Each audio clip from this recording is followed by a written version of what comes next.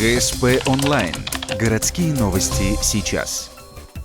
В четверг, 9:00, школа номер 20, стартует семинар по федеральным стандартам образования. Его участники – педагоги и заместители директоров всех ухтинских школ. Семинар проводится второй год подряд. Открывают его сотрудники 20-й школы. Преподаватели рассказывают свою методу работы в рамках образовательного стандарта. Что и как делается, а главное, насколько эффективно. Задача гостей – оценить успех и попробовать применить его дома. Все семинары, которые проходят в таком режиме, они для дальнейшей проработки, для дальнейшего анализа, для того, чтобы, придя в свое образовательное учреждение, как замдиректора, так и руководители городских методических объединений внедряли полученный опыт в своих образовательных учреждениях уже, перенесли то рациональное зерно, которое здесь они увидят, на свою практику.